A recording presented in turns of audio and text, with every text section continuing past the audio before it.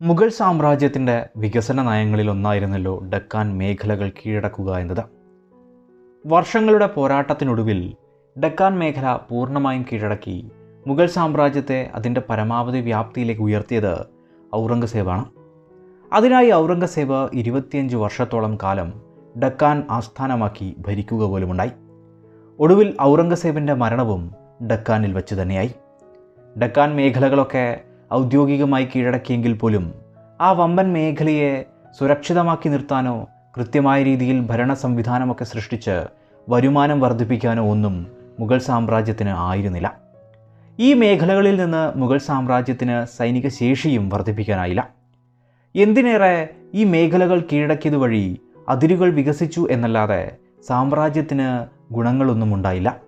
പ്രത്യേകിച്ച് ഔറംഗസേബ് മുഗളരുടെ വലംകൈയായി നിലകൊണ്ട രാജ്പൂത്തുകളെ ഒഴിവാക്കിയാണ്, അല്ലെങ്കിൽ എതിരാളികളാക്കിയാണ് ഡക്കാനിൽ നിലകൊള്ളുന്നത്. അത് ഉത്തരേന്ത്യയിലും മുഗൾ സാമ്രാജ്യത്തിൻ്റെ കെട്ടുറപ്പിനെ കൃത്യമായ രീതിയിൽ തന്നെ ബാധിക്കുകയുണ്ടായി. 1707 ഔറംഗസേബ് മരണപ്പെട്ടതോടെ മുഗളിൻ്റെ പ്രൗഢിയും അവസാനിച്ചു എന്ന് പറയാം. ആ വലിയ സാമ്രാജ്യത്തിൻ്റെ അതിരുകൾ ശോഷിക്കുന്നതിനും ആ സാഹചര്യത്തിൽ മറാത്ത എന്ന ശക്തി മിക്ക മേഖലകളും പിടിച്ചെടുക്കുന്നതിനും കൂടി ആ സംഭവത്തിലൂടെ തുടക്കം കുറിക്കുകയുണ്ടായി. നമുക്കറിയാം, ഡക്കാൻ മേഖലകൾ കീഴടക്കാനായി ഔറംഗസേബ് അല്ലെങ്കിൽ മുഗൾ സാമ്രാജ്യം തന്നെ ഒട്ടനവധി യുദ്ധങ്ങൾ നടത്തുന്നുണ്ട്. 1689 സംഭാജിയെ തോൽപ്പിച്ചതോടെ ഔറംഗസേബ് മറാത്ത ശക്തിയെയും കീഴടക്കുന്നുണ്ട്. എന്നാൽ അതൊന്നും പൂർണ്ണ വിജയമായതേയില്ല. പിന്നീടുള്ള വർഷങ്ങളിലും മറാത്ത ശക്തി ഉയർന്നുകൊണ്ടേയിരിക്കുകയും മുഗളർക്ക് കാര്യമായ പ്രശ്നങ്ങൾ സൃഷ്ടിക്കപ്പെടുകയുമുണ്ടായി. മറാത്ത ശക്തി നാൾക്കുനാൾ വർദ്ധിച്ചു വന്നു. മുഗൾ അതിർത്തി മേഖലകളിലേക്ക് കടന്നു കയറിയും മറ്റും മറാത്തകൾ നിരന്തര യുദ്ധങ്ങൾ നടത്തുകയുണ്ടായി. ഔറംഗസേബിൻ്റെ മരണത്തിനപ്പുറം ആദ്യം ചക്രവർത്തിയാവുന്ന അസം സംഭാജിയുടെ മകനായിട്ടുള്ള 1689 മുഗളർക്കൊപ്പം ജീവിക്കേണ്ടി വന്നിട്ടുള്ള ഷാഹുവിനെ വിട്ടയക്കുകയുണ്ടായി. ഷാഹുവിനോടുള്ള പ്രത്യേക പരിഗണന കൊണ്ടൊന്നുമല്ല ആ വിട്ടയക്കൽ ഉണ്ടാവുന്നത്. അതിന് കൃത്യമായ ഉദ്ദേശ ലക്ഷ്യങ്ങളുണ്ടായിരുന്നു എന്ന് പറയാം. സുൽഫിക്കർ ഖാൻ്റെ നിർദ്ദേശത്തിലാണ് അസം ഷാഹുവിനെ വിട്ടയക്കുന്നത് എന്ന് കാണാം. ഷാഹു തിരിച്ച് ഡക്കാനിലേക്ക് ചെന്നാൽ മറാത്ത രാജാവാകേണ്ട ആളായതുകൊണ്ട് തന്നെ അദ്ദേഹത്തിന് സ്വാഭാവികമായും പിന്തുണ ലഭിക്കുകയും മറാത്തയുടെ നായകനായി മാറുകയും ചെയ്യും. അങ്ങനെ വന്നാൽ മുഗളരോട് സൗഹൃദത്തിൽ നിൽക്കുന്ന ഒരു മറാത്ത ദേശത്തെ വീണ്ടും സൃഷ്ടിക്കാനും ഡക്കാനിലെ മുഗൾ അതിർത്തികളിൽ സമാധാനം പുലരുകയും ചെയ്യും. അപ്രകാരം മുഗൾ മേഖലകൾ സംരക്ഷിക്കപ്പെടും. ഇനി ഷാഹുവിനെ അംഗീകരിക്കാതെ അല്ലെങ്കിൽ നായകസ്ഥാനം നൽകാതെ അവിടെ ഒരു പ്രശ്നം സൃഷ്ടിക്കപ്പെട്ടാൽ പോലും മറാത്തയിൽ അതൊരു ആഭ്യന്തര പ്രശ്നമായി മാറുകയും അതിലൂടെയും മുഗൾ മേഖലയ്ക്ക് അത്രകാലം സുരക്ഷ സൃഷ്ടിക്കപ്പെടുകയും ചെയ്യും. ഇത്തരത്തിലുള്ള ഉദ്ദേശ ലക്ഷ്യങ്ങളോടെയാണ് മുഗളർ ഷാഹുവിനെ വിട്ടയക്കുന്നത് എന്ന് പറയാം. അങ്ങനെ ഷാഹു മറാത്ത മേഖലയെയും ഭരണതലത്തെയുമൊക്കെ തൻ്റെ തിരിച്ചുവരവ് അറിയിക്കുകയുണ്ടായി. 1708 ജനുവരിയിൽ സത്താറയിലെത്തുകയും നായകനായി പ്രഖ്യാപിക്കുകയും ഒക്കെ ചെയ്തു. സംഭാജിക്ക് ശേഷം രാജാറാമും അതിനുശേഷം താരാബായിയുമൊക്കെ മുഗളർക്കെതിരായുള്ള പോരാട്ടം തുടരുകയുണ്ടായല്ലോ. ഷാഹുവിൻ്റെ തിരിച്ചുവരവിനെയും സ്ഥാനത്തിനെയും ഒന്നും താരാബായി അംഗീകരിക്കുകയുണ്ടായില്ല. സ്വാഭാവികമായും സൈനിക മേഖലയിലും ഉദ്യോഗസ്ഥ തലങ്ങളിലുമൊക്കെ അതൊരു സ്പ്ലിറ്റ് രൂപപ്പെടുന്നതിന് വഴിവെച്ചു. എന്നാൽ മറാത്ത നാട്ടിലെ ജനങ്ങൾ ഷാഹുവിനൊപ്പമായിരുന്നു എന്ന് പറയാം. ഏതായാലും ചെറിയ രീതിയിലെങ്കിലും അവിടെ ഒരു ആഭ്യന്തര യുദ്ധമൊക്കെ ഉണ്ടാവുകയും അതിൽ ഷാഹു വിജയിച്ച് മറാത്തയുടെ നായകനാവുകയും ചെയ്തു. ഈ സമയം ഷാഹുവിൻ്റെ വിജയത്തിൽ നിർണായകമായി നിലകൊണ്ടത് ബാലാജി വിശ്വനാഥിൻ്റെ ഇടപെടലുകളായിരുന്നു. നികുതി പിരിക്കുന്ന ഒരു ക്ലർക്കായി ജോലി തുടങ്ങിയ ബാലാജി വിശ്വനാഥ് ഘട്ടം ഘട്ടമായി മറാത്തയുടെ പല നിർണായക പദവികളിലേക്കും ഉയർന്നു വന്നിട്ടുള്ള ഒരാളാണ്. അതുകൊണ്ട് തന്നെ സൈനികപരമായും നയപരമായും ഒക്കെ മികച്ചു നിൽക്കുന്ന ഒരു തന്ത്രജ്ഞനായി അദ്ദേഹം നിലകൊള്ളുകയുണ്ടായി. ബാലാജി വിശ്വനാഥിൻ്റെ കഴിവുകളിലാണ് ഷാഹു മറാത്തയുടെ നായകനായി നിലകൊണ്ടത് എന്നും പറയാം. മറാത്ത മേഖലയിലെ പല പ്രബലരെയും തങ്ങൾക്കൊപ്പം കൊണ്ടുവരുന്നതിനും കൃത്യമായ നീക്കങ്ങൾ നടത്തുന്നതിനുമൊക്കെ ബാലാജി വിശ്വനാഥ് നിർണായകമായി. 1713 ഷാഹു അദ്ദേഹത്തെ പേഷ്വ അല്ലെങ്കിൽ പ്രധാനമന്ത്രി എന്ന പദം നൽകി ആദരിക്കുകയും ചെയ്തു. പേഷ്വമാരുടെ നിയന്ത്രണത്താലുള്ള മറാത്ത സാമ്രാജ്യത്തിൻ്റെ തുടക്കം കൂടിയായിരുന്നു അതെന്ന് പറയാം. പേഷ്വ ആയി മാറിയ ബാലാജി വിശ്വനാഥ് മുഗളരുമായും ചർച്ചകൾ നടത്തുകയും തളർന്നു തുടങ്ങിയ മുഗളരുടെ അവസ്ഥയെ വലിയ തോതിൽ തന്നെ ഉപയോഗപ്പെടുത്തുകയുമുണ്ടായി. ഡക്കാൻ മേഖലയിലെ നികുതി പിരിവും സൈനിക നിയന്ത്രണവുമൊക്കെ നേടാനായി ബാലാജി വിശ്വനാഥ് ചർച്ചകൾ നടത്തുകയും ഒടുവിൽ സയ്യിദ് ബ്രദേഴ്സുമായി ഒരു കരാർ ഒപ്പിടുകയും ചെയ്തു. അതിനു പ്രകാരം ഡക്കാനിലെ മുഗൾ പ്രവിശ്യകളിൽ 6 നികുതി പിരിക്കാനുള്ള അവകാശം മറാത്തയുടെ കൈകളിലേക്ക് വന്നു. മുഗൾ പ്രദേശങ്ങൾ എന്ന പോലെ തന്നെ ശിവജി കൈവശം വച്ചിരുന്ന പ്രദേശങ്ങളെല്ലാം തന്നെ മറാത്തയ്ക്ക് വിട്ടു നൽകുകയുമുണ്ടായി. ഇതിന് പകരമായി ഷാഹു മുഗൾ മേധാവിത്വം അംഗീകരിക്കുകയും ഡക്കാനിലെ സമാധാനത്തിനും പ്രശ്നങ്ങൾ തടയുന്നതിനുമൊക്കെയായി 15,000 വരുന്ന കുതിരപ്പടയെ മുഗൾ സാമ്രാജ്യത്തിൻ്റെ സേവനത്തിനായി ഡക്കാനിൽ നിലയുറപ്പിക്കും എന്നതും വർഷം തോറും മുഗൾ സാമ്രാജ്യത്തിന് 10 ലക്ഷം രൂപ നൽകുകയും ചെയ്യും എന്ന രീതിയിലായിരുന്നു ആ കരാർ സൃഷ്ടിക്കപ്പെട്ടത്. ഈ വ്യവസ്ഥകളിൽ ബാലാജി വിശ്വനാഥിനെ അനുകൂലിക്കുന്നവരും എതിർക്കുന്നവരെയും ഒക്കെ കാണാം. ശിവജി സ്വതന്ത്രമായ ഒരു രാജ്യത്തിനായി നിലകൊണ്ടപ്പോൾ മുഗൾ മേധാവിത്വം അംഗീകരിച്ചതാണ് എതിർക്കപ്പെടാനുള്ള ഒരു കാരണം. എന്നാൽ മറാത്തയെ സ്റ്റെബിലൈസ് ചെയ്യുന്നതിനും മുന്നോട്ടുള്ള കുതിപ്പിനും നയപരമായ ഈ ഇടപെടൽ നിർണായകമായി എന്ന് അനുകൂലിക്കുന്നവരും പറഞ്ഞു വയ്ക്കുന്നു.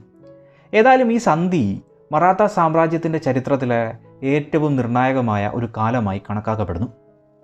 മുഗൾ സാമ്രാജ്യം നികുതി പിരിക്കാനായി വിട്ടു നൽകിയ മേഖലകളെ വീണ്ടും പല ഭാഗങ്ങളായി തിരിച്ച് ഓരോ മേഖലയും മറാത്ത മേഖലയിലെ പ്രബലർക്ക് നൽകുകയാണ് ബാലാജി വിശ്വനാഥ് ചെയ്തത്. അവർ സ്വന്തമായി സൈന്യത്തെ കരുതുകയും വേണം, മറ്റൊരർത്ഥത്തിൽ സ്വകാര്യ സൈന്യം. അതോടെ മറാത്ത സാമ്രാജ്യത്തിൻ്റെ നിലവിലുള്ള ഘടനയ്ക്കുമൊക്കെ മാറ്റം വന്നു തുടങ്ങി. പ്രദേശങ്ങളുടെ അധികാരം നേടുന്നതിനായി പലരും ബാലാജി വിശ്വനാഥിനെ അങ്ങേയറ്റം നല്ല രീതിയിൽ നായകനെന്ന പോലെ നോക്കിക്കാണാനും ആരംഭിച്ചു. അതോടെ ബാലാജി വിശ്വനാഥ് ഈ മേഖലയിലെ ഏറ്റവും ശക്തനായി മാറുകയുമുണ്ടായി. പലപ്പോഴും അവരവരുടെ മേഖലകൾ വിട്ട് മറ്റു മേഖലകളുമായി നികുതി പിരിക്കലിൽ ഏറ്റുമുട്ടുന്ന അവസ്ഥയുമൊക്കെ അവിടെ സൃഷ്ടിക്കപ്പെട്ടു. എങ്കിലും കേന്ദ്രീകൃതമായ ഭരണതലവും പേഷ്വായുടെ സൈന്യവും അവിടെ നിലവിലുണ്ടായിരുന്നത് ആ കാലത്ത് പ്രശ്നങ്ങളൊന്നും ഇല്ലാതാക്കി. പക്ഷേ മറാത്തയുടെ ഈ ഒരു ഘടന പിൽക്കാലത്ത് വലിയ പ്രതിസന്ധി സൃഷ്ടിച്ചിരുന്നു. ഏതായാലും മാറുന്ന സന്ദർഭത്തിൽ ബാലാജി വിശ്വനാഥ് പല മേഖലകളും മറാത്ത സർദാറുകളുടെ നിയന്ത്രണത്തിലേക്ക് വിട്ടു നൽകുകയും മറാത്ത നിയന്ത്രണത്തിൽ അധിഷ്ഠിതമായ ഒരു വലിയ മേഖല സൃഷ്ടിച്ചെടുക്കുകയും ചെയ്തു. മുഗളരുമായുള്ള സന്ധി ഉള്ളതുകൊണ്ട് തന്നെ ഇവിടെ സമാധാനമുണ്ടാവുന്നതിനും ഇവരുടെ സൈനിക ശക്തിയൊക്കെ വർദ്ധിപ്പിക്കുന്നതിനുള്ള സമയവും അവസരവുമൊക്കെ അവിടെ സൃഷ്ടിക്കപ്പെട്ടു. 1720 ബാലാജി വിശ്വനാഥിൻ്റെ മരണത്തെ തുടർന്ന് മകനായ ബാജിറാവു ഒന്നാമൻ പേഷ്വായി മാറുകയുണ്ടായി. ബാജിറാവുവിന് ആ സമയം 20 വയസ്സ് മാത്രമായിരുന്നു പ്രായം. പലരും എതിർത്തെങ്കിലും ഷാഹു ബാജിറാവുവിനെ തന്നെ പേഷ്വായി നിയമിക്കുകയായിരുന്നു. ബാലാജി വിശ്വനാഥിനോടുള്ള ബഹുമാനവും വിശ്വാസവും കൂടിയാവാം ഇതിനുള്ള ഒരു കാരണം. ചെറുപ്പമായിരുന്നെങ്കിലും കരുത്തുറ്റ മികച്ചൊരു സൈന്യാധിപൻ കൂടിയായിരുന്നു ബാജിറാവു ഒന്നാമൻ എന്ന് പറയാം. ശിവജിക്ക് ശേഷം ഗറില്ലാ തന്ത്രങ്ങളൊക്കെ അത്രമേൽ മികച്ച രീതിയിൽ ഉപയോഗപ്പെടുത്തിയ ഒരാൾ കൂടിയായിരുന്നു ബാജിറാവു ഒന്നാമൻ എന്ന് പറയാം. എങ്കിലും പുതിയ പേഷ്വായ്ക്ക് നേരിടാൻ ഒട്ടേറെ പ്രശ്നങ്ങളുണ്ടായിരുന്നു. അച്ഛൻ്റെ ഇതിഹാസ തുല്യമായ ജീവിതത്തെ പിന്തുടരേണ്ടതും അദ്ദേഹത്തിന് ആവശ്യമായിരുന്നു. പല ഭാഗങ്ങളായി മാറിയ മറാത്ത സർദാർമാരുടെ നിയന്ത്രണത്തിലുള്ള മേഖലകൾ പലതും സ്വതന്ത്ര സ്വഭാവം കാണിച്ചത് മറാത്ത സാമ്രാജ്യത്തിന് വലിയ പ്രതിസന്ധി പലപ്പോഴും ഉണ്ടാക്കിയിരുന്നു. അതുപോലെ ഡക്കാനിലെ മറാത്ത നിയന്ത്രണത്തിലുള്ള മുഗൾ മേഖലകളെ ഹൈദരാബാദ് നിസാം പലപ്പോഴും ലക്ഷ്യമിട്ടിരുന്നു. ഷാഹുവിനെ അംഗീകരിക്കാതെ കുടുംബവഴികൾ കോലാപൂർ ആസ്ഥാനമാക്കി മറ്റൊരു ഭരണതലവും അവിടെ സൃഷ്ടിച്ചിരുന്നു. അവർക്ക് ഹൈദരാബാദ് നിസാമിൻ്റെ പിന്തുണ കിട്ടിയത് മറാത്തയ്ക്ക് പ്രതിസന്ധിയായിരുന്നു. മുഗൾ സാമ്രാജ്യം തളർന്നു തുടങ്ങിയിരുന്നെങ്കിലും ഗുജറാത്ത്, മാൽവ പോലുള്ള മേഖലകൾ അപ്പോഴും അവരുടെ കയ്യിൽ തന്നെയായിരുന്നു. ഇത്തരത്തിലുള്ള ഒരു അവസ്ഥാവിശേഷം നിലനിൽക്കെ കാര്യങ്ങളെ കൂടുതൽ ഗൗരവമായി കാണാനും പ്രശ്നങ്ങളെ കടന്നാക്രമിക്കാനും ബാജിറാവു തീരുമാനിക്കുകയുണ്ടായി. അപ്രകാരം മുഗൾ സാമ്രാജ്യം അവസാനിക്കാൻ പോവുകയാണെന്ന തോന്നലിൽ ബാജിറാവു മുഗൾ സാമ്രാജ്യത്തിൻ്റെ മേഖലകളെ കടന്നാക്രമിക്കാൻ അനുവാദം നൽകണമെന്ന് ഷാഹുവിനോട് ആവശ്യപ്പെട്ടു. അവർ തിരിച്ചടിക്കില്ലെന്നും അവരുടെ പല മേഖലകളും തളർന്നു തുടങ്ങിയിരിക്കുന്നുവെന്നും നമ്മുടെ പിന്തുണയിൽ മാത്രമേ അവർക്ക് നിലനിൽക്കാനാവൂവെന്നും ബാജിറാവു വിശ്വാസവും നൽകി. അങ്ങനെ മറാത്തയുടെ വികസന നയത്തിന് തുടക്കം കുറിക്കുകയാണ്. ഡക്കാൻ മേഖലകളും ഉത്തരേന്ത്യക്കുമിടയിലെ നിർണായകമായ ഒരു പ്രവിശ്യയായിരുന്നു മാൽവ എന്നത്. തന്ത്രപ്രധാനമായ ഒരിടവും വ്യാപാര മേഖലയുമൊക്കെയായിരുന്നു ഇവിടം. ഏതൊരു സൈന്യത്തിനും മാൽവ കീഴടക്കിയാൽ അവിടെ നിന്നും ഗുജറാത്ത്, രാജ്പൂത് മേഖലകൾ, ഡക്കാൻ തുടങ്ങി ഏത് മേഖലകളിലേക്കും മികച്ച രീതിയിൽ മുന്നേറാനാവും. 1700കളോടെ തന്നെ മറാത്തകൾ പലപ്പോഴായി മാൽവ മേഖലകളിലേക്ക് കടന്നെത്തുകയും ആക്രമണം നടത്തുകയും ഒക്കെ ഉണ്ടായിട്ടുണ്ട്. ബാലാജി വിശ്വനാഥിൻ്റെ കാലത്ത് തന്നെ മാൽവ, ഗുജറാത്ത് മേഖലകളുടെ നിയന്ത്രണം കൂടെ മറാത്തകൾ നേടാൻ ശ്രമിച്ചിരുന്നെങ്കിലും അത് വിജയമായിരുന്നില്ല. അപ്രകാരം ചർച്ചകളിലൂടെ വിജയിക്കാഞ്ഞത് സൈനികപരമായി നേടിയെടുക്കാൻ ബാജിറാവു തീരുമാനിക്കുകയുണ്ടായി. അങ്ങനെ ബാജിറാവുവിൻ്റെ സൈന്യം 1725 ഡിസംബറിൽ മാൽവ മേഖലകൾ ആക്രമിക്കുകയും മേധാവിത്വം സ്ഥാപിക്കുകയുമുണ്ടായി. ഇതേസമയം ഗുജറാത്തിൻ്റെ മുഗൾ ഭരണതലങ്ങളിൽ പ്രശ്നങ്ങൾ നടക്കുന്നുണ്ടായിരുന്നു. അവിടെ നിലവിലുള്ളവരും പുതുതായി നിയമിച്ചു വന്നവരും തമ്മിൽ ഏറ്റുമുട്ടിയതോടെ അവിടെ ഒരു ആഭ്യന്തര യുദ്ധം തന്നെ സൃഷ്ടിക്കപ്പെട്ടു. ഈ സമയം ബാജിറാവു സമർത്ഥമായി ഇടപെടുകയും ഗുജറാത്തിൻ്റെ പല മേഖലകളിലും മേധാവിത്വം സ്ഥാപിക്കുകയുമുണ്ടായി. ബാജിറാവുവിനെ തടയാനായി ഈ സമയം അദ്ദേഹത്തെ എതിർക്കുന്ന മറാത്തയുടെ സേനാപതിയായ ട്രിംബക് റാവുവുമായി നിസാം ഉൽ മുൾക്ക് ചില നീക്കങ്ങളൊക്കെ നടത്തുകയുണ്ടായി. അങ്ങനെയാണ് 1731 ഏപ്രിൽ 28 നടന്ന പ്രസിദ്ധമായ ബാറ്റിൽ ഓഫ് ഡബോയ് ഉണ്ടാകുന്നത്. മറാത്തകൾക്കിടയിലെ അഭിപ്രായ വ്യത്യാസങ്ങളെ മുതലെടുക്കാൻ നിസാം ഉൽ മുൾക്ക് ശ്രമിച്ചെങ്കിലും വിജയിച്ചതുമില്ല. അങ്ങനെ പ്രസിദ്ധമായ ബാറ്റിൽ ഓഫ് ദാബോയ് യുദ്ധത്തിൽ സേനാപതി ട്രിംബക് റാവു ഒക്കെ കൊല്ലപ്പെടുകയും ബാജിറാവു കൂടുതൽ ശക്തനാവുകയും ചെയ്തു. ഏതായാലും 1737 ഗുജറാത്ത് മേഖലകളുടെയും നിയന്ത്രണം മറാത്ത ശക്തിക്ക് കീഴിൽ വന്നെന്ന് പറയാം.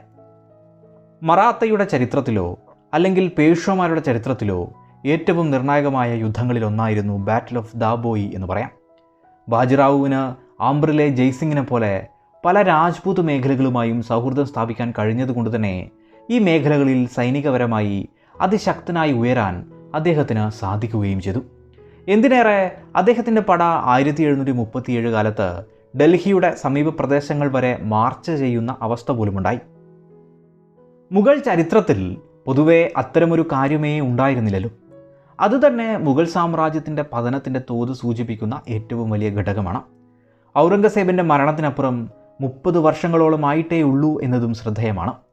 മുഗളരുടെ നിർണായക മേഖലകളിൽ എത്തിയെങ്കിൽ പോലും പ്രശ്നങ്ങളൊന്നും ഉണ്ടാക്കാതെ ചക്രവർത്തിയുമായി നേരിട്ടൊരു ഏറ്റുമുട്ടൽ സൃഷ്ടിക്കാതിരിക്കാൻ മറാത്ത പിന്മാറ്റം ഉണ്ടാവുകയും ചെയ്തു. എന്നാൽ മറാത്തയുടെ വർദ്ധിച്ച ശക്തി മനസ്സിലാക്കിയ മുഗൾ മറാത്തയെ നേരിടാനായി നിസാം ഉൽ മുൾക്കിനെ നിയോഗിക്കുകയുണ്ടായി. നിസാം ഉൽ മുൾക്ക് എന്നത് ഔറംഗസേബിൻ്റെ മികച്ച ജനറലായിരുന്ന അസഫ് ജാ ഒന്നാമനാണ്. മുഗളരിൽ നിന്നും വിട്ട് ഹൈദരാബാദ് മേഖലയിൽ സ്വതന്ത്രമായി ഭരണം തുടങ്ങിയ ഹൈദരാബാദിൻ്റെ ആദ്യത്തെ നിസാമാണെന്ന കാര്യം കൂടി ഓർക്കുക. ഏതായാലും മറാത്തയെ നേരിടാൻ മുഗളരുടെ പിന്തുണ കിട്ടിയ നിസാം പേഷ്വയുമായി 1731 സൃഷ്ടിച്ച സന്ധിയൊക്കെ മറന്നുകൊണ്ട് വീണ്ടും ഒരു യുദ്ധത്തിന് ഒരുങ്ങുകയുണ്ടായി. അങ്ങനെ ഭോപ്പാലിനടുത്ത് വെച്ച് നിസാമിൻ്റെ സൈന്യവും പേഷ്വയുടെ സൈന്യവും ഏറ്റുമുട്ടുകയും നിസാം വീണ്ടും തോൽക്കുകയും ചെയ്തു. അദ്ദേഹത്തിന് സമാധാനത്തിനായി സന്ധി ചെയ്യേണ്ടിയും വന്നു. 1738 ജനുവരി 7 ഇത്. പുതിയ വ്യവസ്ഥകളനുസരിച്ച് മാൽവ മേഖലകൾ മറാത്തയുടെ കൈകളിലേക്കെത്തി. യുദ്ധച്ചെലവുകൾക്കായി 50 ലക്ഷം രൂപയും പേഷ്വയ്ക്ക് നൽകേണ്ടി വന്നു. അതോടെ ഇന്ത്യൻ മേഖലകളിലെ നിർണായക ശക്തിയായി മറാത്തകൾ മാറുകയും മറാത്ത സാമ്രാജ്യം എന്ന ലക്ഷ്യം വർദ്ധിക്കുകയും ചെയ്തു. ഇതേ സമയം തന്നെ പേഷ്വയുടെ സൈന്യം മറ്റു പല മേഖലകളിലും യുദ്ധവിജയങ്ങളൊക്കെ നേടുന്നുണ്ട്. ഇതേ സമയമാണ് പോർച്ചുഗീസുകാരെയൊക്കെ തോൽപ്പിക്കുന്നത്. അപ്രകാരം സെൻട്രൽ മേഖലയിൽ നിർണായകമായ ഒരു ശക്തിയായി നിലകൊള്ളുന്ന സമയത്ത് 1740 അപ്രതീക്ഷിതമായി ബാജിറാവു മരണപ്പെട്ടു. 40 വയസ്സ് മാത്രമായിരുന്നു അദ്ദേഹത്തിൻ്റെ പ്രായം. ബാജിറാവുവിൻ്റെ ഭരണകാലത്ത് മറാത്ത, മാൽവ, ഗുജറാത്ത്, ബുണ്ടേൽഗഡ് തുടങ്ങിയ ഒട്ടനവധി മേഖലകളിലേക്ക് വ്യാപിച്ചിരുന്നു. നിസാമിനെ പൂർണ്ണമായി തകർക്കുമെന്ന് തോന്നിയ സമയത്തിൽ കൂടിയായിരുന്നു അദ്ദേഹത്തിൻ്റെ മരണമുണ്ടാവുന്നത്. മികച്ച ഭരണാധിപനായും മികച്ച സൈന്യാധിപനായും ജന്മന നായക സ്വഭാവമുള്ള ഒരാളുമായിട്ടാണ് ഏവരും ബാജിറാവുവിനെ വിശേഷിപ്പിക്കുന്നത്. ശിവജി മറാത്ത രാജ്യത്തിന് തുടക്കമിട്ടെങ്കിൽ അതിരുകൾ വർദ്ധിപ്പിച്ച മറാത്ത സാമ്രാജ്യത്തിന് തുടക്കമിട്ടത് ബാജിറാവു ആയിരുന്നു എന്നും വിശേഷണം നൽകപ്പെട്ടിരിക്കുന്നു. അതുപോലെ മുഗൾ സാമ്രാജ്യത്തിൻ്റെ അവസാനം ഉണ്ടാവാൻ പോകുന്നു എന്ന് വിലയിരുത്തിയതും ആക്രമണമെന്ന പാത തിരഞ്ഞെടുത്തതും അതുവഴി മറാത്ത സാമ്രാജ്യത്തിന് തുടക്കമിട്ടതുമൊക്കെ അദ്ദേഹത്തിൻ്റെ കഴിവുകളുടെ നേർചിത്രങ്ങൾ കൂടിയാണ്. ബാജിറാവുവിൻ്റെ മരണശേഷം അടുത്ത പേഷ്വ ആവുന്നത് മൂത്ത മകനായ 18 വയസ്സുകാരനായ ബാലാജി ബാജിറാവുവാണ്. ഇദ്ദേഹം കൂടുതൽ പ്രശസ്തൻ നാനാ സാഹേബ് എന്ന പേരിൽ കൂടിയാണ്. അച്ഛനൊപ്പം നിലകൊണ്ടിരുന്നത് കൊണ്ട് തന്നെ ഭരണതലത്തിലും യുദ്ധവഴികളിലുമൊക്കെ ഇദ്ദേഹത്തിന് അനുഭവ സമ്പത്ത് വന്നു തുടങ്ങിയിരുന്നു.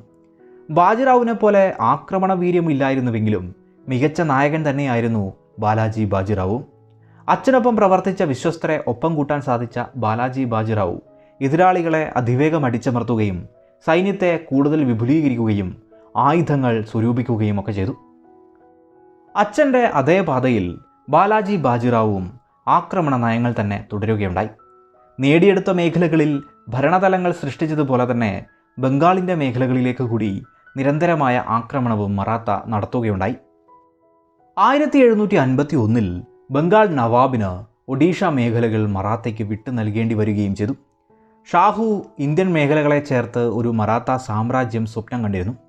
എങ്കിലും മുഗളരുടെ ഉന്മൂലനമൊന്നും അദ്ദേഹത്തിൻ്റെ ലക്ഷ്യമായിരുന്നില്ല.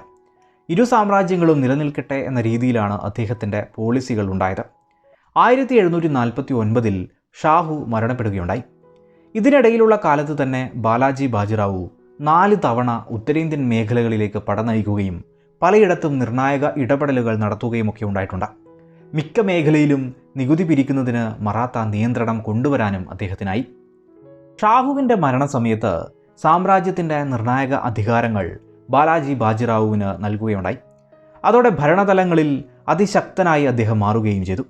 പല ദേശങ്ങളും ലക്ഷക്കണക്കിന് രൂപ നികുതിയായി മറാത്തയ്ക്ക് നൽകേണ്ടിയും വന്നു, പ്രത്യേകിച്ച് മുഗൾ ഭരണ മേഖലകൾ തന്നെ. 1748 നിസാം മരണപ്പെട്ടതിനെ തുടർന്ന് അവിടെയും അധികാര തർക്കങ്ങൾ സൃഷ്ടിക്കപ്പെട്ടു. അവിടെയും നിർണായകമായി നിലകൊണ്ട പേഷ്വ പല മേഖലകളുടെയും നിയന്ത്രണം ഏറ്റെടുക്കുകയും പലപ്പോഴായി ഹൈദരാബാദുമായി ഏറ്റുമുട്ടുകയും ഒക്കെ ചെയ്തു. 1759 നിസാമിനെ പൂർണ്ണമായി പരാജയപ്പെടുത്തുന്ന രീതിയിൽ ബാറ്റിൽ ഓഫ് ഉഡ്ഗിർ നടക്കുകയുണ്ടായി. അതോടെ ദൗലത്താബാദ്, ബുർഹാൻപൂർ, ബിജാപൂർ തുടങ്ങി പല മേഖലകളും ഉഡ്ഗീർ സന്ധി അനുസരിച്ച് മറാത്തയുടെ കൈകളിലേക്ക് വന്നു. ഒപ്പം 60 ലക്ഷം രൂപയും യുദ്ധച്ചെലവിനായി മറാത്തയ്ക്ക് ലഭിച്ചു. ഇത്ര വലിയൊരു വിജയം ലഭിച്ചെങ്കിലും ആ പ്രദേശങ്ങളെ മറാത്തയ്ക്ക് വേണ്ട വിധം ഉപയോഗിക്കാൻ സാധിക്കാതെ പോയത് 1761 മൂന്നാം പാനിപ്പത്ത് യുദ്ധം കാരണമാണ്. 1750കളിൽ മൈസൂർ മേഖലകളും മറാത്തയുടെ നിരന്തര ആക്രമണത്തിന് വിധേയരാകേണ്ടി വരികയും ധാരാളം പണം നഷ്ടപരിഹാരമായി നൽകേണ്ടിയൊക്കെ വന്നിട്ടുണ്ട്. ഈ സമയം ഉത്തരേന്ത്യൻ മേഖലയിൽ അഹ്മദ് ഷാ അബ്ദാലിയുടെ ആക്രമണങ്ങൾ പതിവാകുന്ന കാലമാണ്. 1757 അഹ്മദ് ഷാ അബ്ദാലി പഞ്ചാബ് കടന്ന് ഇന്ത്യൻ മേഖലകളിലേക്ക് എത്തുകയും മുഗൾ മേഖലയിൽ വ്യാപകമായ ആക്രമണം നടത്തുകയും ഒക്കെ ചെയ്തു. വൻതോതിൽ കൊള്ളയും പല മേഖലകളുടെയും ഭരണവും ഒക്കെ പിടിച്ചെടുക്കുകയുമുണ്ടായി. മുഗൾ സാമ്രാജ്യത്തിൻ്റെ സകല ശേഷിയെയും ഇല്ലാതാക്കിയ ഒരു ആക്രമണമായി കൂടി ഇതിനെ പറയാം. ഡൽഹിയൊക്കെ തകർത്ത് തരിപ്പണവുമാക്കി. 1758 അബ്ദാലി തിരിച്ചു പോയപ്പോഴേക്കാണ് രഘുനാഥ് റാവുവിൻ്റെ നേതൃത്വത്തിലുള്ള മറാത്ത സൈന്യം ഡൽഹിയിലേക്ക് എത്തുന്നത്. അഫ്ഗാൻ ശക്തികളെയൊക്കെ തകർത്ത് മുഗൾ ചക്രവർത്തി സ്ഥാനം വീണ്ടും സൃഷ്ടിച്ച മറാത്ത പല മേഖലകളും തിരിച്ചു പിടിക്കുകയും ഒക്കെ ചെയ്തു. അങ്ങനെ മുഗൾ ശക്തിക്ക് പുറകിലെ വലിയ ശക്തിയായി മറാത്ത സൈന്യം അവിടെ നിലകൊണ്ടു. മറാത്തയുടെ കൈകളിലേക്ക് വാക്കാൽ പഞ്ചാബ് മേഖലകളും എത്തിച്ചേർന്നു. കാരണം ഈ സമയം പഞ്ചാബ് മേഖലയിൽ അഹ്മദ് ഷാ അബ്ദാലിയുടെ ഏജന്റ് ഭരണമാണ് നടക്കുന്നത്. മറാത്ത മുന്നേറ്റം തുടരുകയും പഞ്ചാബിൽ പ്രശ്നങ്ങൾ സൃഷ്ടിക്കപ്പെടുകയും ചെയ്തു. അതോടെ മറാത്ത മുന്നേറ്റത്തെ ഇല്ലാതാക്കാൻ അഹ്മദ് ഷാ അബ്ദാലി തന്നെ വീണ്ടും ഇന്ത്യൻ മേഖലകളിലേക്ക് പട നയിച്ചു. അബ്ദാലിയുടെ നീക്കങ്ങളെ നിരീക്ഷിക്കാനും തടയാനുമൊക്കെ നിയോഗിച്ച മറാത്ത സൈന്യത്തിന് അത് പറ്റാതായി. ദത്താജി ഷിൻഡെയൊക്കെ ആ സമയം കൊല്ലപ്പെടുകയും ചെയ്തു. അതോടെ ഇന്ത്യൻ മേഖലകളിലേക്ക് വീണ്ടും അബ്ദാലി എത്തുമെന്ന സ്ഥിതി വന്നു. തടയാനായി വലിയൊരു മറാത്ത സൈന്യത്തെ സദാശിവ റാവുവിൻ്റെ നേതൃത്വത്തിൽ മറാത്തകൾ വീണ്ടും അയക്കുകയുണ്ടായി. മറാത്തകൾ ഉത്തരേന്ത്യൻ മേഖലകളിൽ നിന്ന് സഖ്യം സൃഷ്ടിക്കാനൊക്കെ ശ്രമിച്ചെങ്കിലും അതൊന്നും പൂർണ്ണമായി വിജയിച്ചില്ല. കാരണം മറാത്തയുടെ വികസന നയത്തിൻ്റെ പ്രശ്നങ്ങൾ അതിനു മുന്നേ തന്നെ അവിടെയൊക്കെ ഉണ്ടായിരുന്നല്ലോ. അബ്ദാലി ആവട്ടെ റോഹിൽഖണ്ഡ്, ഔധ് തുടങ്ങിയ മേഖലകളുമായി സഖ്യം സൃഷ്ടിക്കുകയും പിന്തുണ ഉറപ്പിക്കുകയും ചെയ്തിരുന്നു. ഏതായാലും വിശ്വവിഖ്യാതമായ പാനിപ്പത്ത് യുദ്ധക്കളത്തിൽ വെച്ച് 1761 ജനുവരി 14 ഇരു സൈന്യങ്ങളും ഏറ്റുമുട്ടുകയുണ്ടായി. യുദ്ധത്തിൽ മറാത്ത സൈന്യത്തിന് ദയനീയമായ തോൽവിയാണ് നേരിടേണ്ടി വന്നത്. പേഷ്വയുടെ മകനായ വിശ്വാസ് റാവു, സദാശിവ റാവു ഒപ്പം ഒട്ടനവധി മറാത്ത കമാൻഡേഴ്സ് ഒക്കെ ആ യുദ്ധത്തിൽ കൊല്ലപ്പെടുകയുണ്ടായി. 28,000-ഓളം മറാത്ത സൈനികർ മാത്രം ആ യുദ്ധത്തിൽ കൊല്ലപ്പെട്ടു എന്നാണ് കണക്ക്. രക്ഷപ്പെട്ട് പിന്തിരിഞ്ഞോടിയവരെ എതിരാളികൾ പിന്തുടർന്ന് ആക്രമിച്ച് കൊലപ്പെടുത്തുകയുമുണ്ടായി. പാനിപ്പത്ത് മേഖലകൾ അങ്ങനെ ചോരക്കളമായി എന്ന് പറയാം. സൈന്യത്തെ സഹായിക്കാനായി ഉത്തരേന്ത്യയിലേക്ക് പട നയിച്ചു തുടങ്ങിയിരുന്ന പേഷ്വ ബാലാജി ബാജിറാവു ഈ വാർത്തയറിഞ്ഞ് നിശബ്ദനായി. കടുത്ത വേദനയിൽ അധികം താമസിയാതെ അദ്ദേഹവും മരണപ്പെടുകയുണ്ടായി. മറാത്ത സാമ്രാജ്യത്തെ സംബന്ധിച്ചിടത്തോളം മൂന്നാം പാനിപ്പത്ത് യുദ്ധം ഒരു ദേശീയ ദുരന്തമായിരുന്നു. അത്ര വലിയൊരു തിരിച്ചടി അവരുടെ സൈന്യത്തിൻ്റെയും സാമ്രാജ്യത്തിൻ്റെ ശേഷിയെയും തകർത്തു എന്ന് പറയാം. പ്രത്യേകിച്ച് അഹ്മദ് ഷാ അബ്ദാലിയുടെ ആക്രമണവും മറാത്തയുടെ പാനിപ്പത്തിലെ പരാജയവും ഇംഗ്ലീഷ് ഈസ്റ്റ് ഇന്ത്യ കമ്പനിക്ക് ബംഗാളിലും ദക്ഷിണേന്ത്യയിലും വേരുറപ്പിക്കാനുള്ള അവസരവും കൂടി ഒരുക്കി. പാനിപ്പത്ത് യുദ്ധത്തിലെ തോൽവിയിൽ മറാത്ത മേഖലയിലെ മിക്ക വീടുകളിലും ഒരാളുടെയെങ്കിലും നഷ്ടമുണ്ടായി എന്നും മറാത്ത ദേശം ഒന്നാകെ കടുത്ത ദുഃഖത്തിലാണ്ടു എന്നുപോലും എഴുത്തുകൾ കാണാം.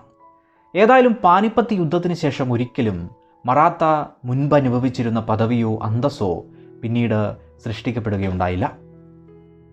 ഇന്ത്യയിലെ ദേശങ്ങളെ ചേർത്ത് മുഗൾ സാമ്രാജ്യം പോലെ മറാത്ത സാമ്രാജ്യം സൃഷ്ടിക്കുക എന്ന വികസന നയം തേർഡ് ബാറ്റിൽ ഓഫ് പാനിപ്പത്തിലൂടെ തകർന്നു എന്നുകൂടി പറയാം. ഏതായാലും ബാലാജി ബാജിറാവുവിൻ്റെ മരണത്തെ തുടർന്ന് അദ്ദേഹത്തിൻ്റെ മറ്റൊരു മകനായിട്ടുള്ള മാധവ് റാവു 1761 അടുത്ത പേഷ്വായി മാറുകയുണ്ടായി. അദ്ദേഹത്തിന് ആ സമയം 17 വയസ്സ് മാത്രമായിരുന്നു പ്രായം. എങ്കിലും മികച്ച കഴിവുകളുണ്ടായിരുന്ന ഇദ്ദേഹം ചുരുങ്ങിയ വർഷങ്ങൾ കൊണ്ട് നഷ്ടപ്പെട്ട മറാത്ത സാമ്രാജ്യത്തിൻ്റെ പ്രതാപമൊക്കെ ഒരു പരിധിവരെ തിരിച്ചുപിടിച്ചു എന്ന് പറയാം. നിസാമിനെ തോൽപ്പിച്ചും ഹൈദരലിയെ തോൽപ്പിച്ചും ഉത്തരേന്ത്യൻ മേഖലകളിൽ വീണ്ടും പടയോട്ടമൊക്കെ നടത്തിയും നിയന്ത്രണം പിടിച്ചെടുത്തും മറാത്ത വീണ്ടും ശക്തിയാവുന്ന കാഴ്ചകൾ ഇദ്ദേഹത്തിൻ്റെ കാലത്ത് വീണ്ടും വന്നു തുടങ്ങി. എന്നാൽ 1772 മാധവ് റാവു രോഗം ബാധിച്ച് മരണപ്പെടുകയുണ്ടായി. അതോടെ ഭാവി എന്തെന്നറിയാത്ത നിലയിൽ വീണ്ടും മറാത്ത സാമ്രാജ്യം പരുങ്ങലിലായി. അതോടെ മറാത്ത മേഖലയിൽ അധികാരത്തിനായി വടംവലികൾ സൃഷ്ടിക്കപ്പെട്ടു. ബാലാജി ബാജിറാവുവിൻ്റെ സഹോദരനായ രഘുനാഥ് റാവുവും മാധവ് റാവുവിൻ്റെ സഹോദരനായ നാരായൺ റാവുവും തമ്മിൽ അധികാര പോരാട്ടം തന്നെ ഉണ്ടായി. നാരായൺ റാവു 1773 കൊല്ലപ്പെട്ടു. തുടർന്ന് ആ സമയം ജനിച്ച മകനായ സവായ് മാധവ് റാവുവിനെ പേഷ്വായൊക്കെ തിരഞ്ഞെടുത്തു. അതോടെ രഘുനാഥ് റാവു ബ്രിട്ടീഷ് സഹായം തേടുകയും അതുവഴി മറാത്ത പിടിച്ചെടുക്കാനുള്ള ശ്രമങ്ങൾ ആരംഭിക്കുകയും ചെയ്തു. ഇത് ഫസ്റ്റ് ആംഗ്ലോ മറാത്ത യുദ്ധത്തിനും തുടക്കമിട്ടു. ഏതായാലും പേഷ്വ എന്ന പദവിയുടെ ശക്തി ഈ സമയം വെറും ആലങ്കാരികമായി മാറിത്തുടങ്ങി.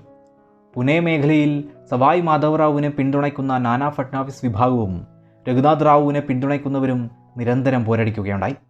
ഈ സമയം മറാത്തയുടെ മറ്റു മേഖലകളിലെ മറാത്ത സർദാരുകൾ അവരുടേതായ സ്വതന്ത്ര മേഖലകൾ സൃഷ്ടിക്കാനും ആരംഭിച്ചു. ബറോഡയിലെ ഗെയ്ക്വാദ്, നാഗ്പൂരിലെ ബോൺസ്ലെ, ഇൻഡോറിലെ ഹോൾക്കാർ, ഗ്വാളിയോറിലെ സിന്ധ്യ തുടങ്ങിയവരുടെ സ്വതന്ത്രമായ ഭരണതലങ്ങൾ സൃഷ്ടിച്ചുകൊണ്ടിരുന്നു. മറാത്ത സാമ്രാജ്യത്തിന് ഈ സമയം എന്തിനേയും തകർക്കുന്ന ഒരു നായകൻ ഇല്ലാത്ത അവസ്ഥയും വന്നെത്തി. അതുവരെയും മറാത്തയെ നേരിടാൻ കഴിയാതിരുന്ന ഇംഗ്ലീഷ് ഈസ്റ്റ് ഇന്ത്യ കമ്പനിയൊക്കെ 1800കളോടെ അവരുടെ സ്ഥാനവും ശക്തമാക്കി.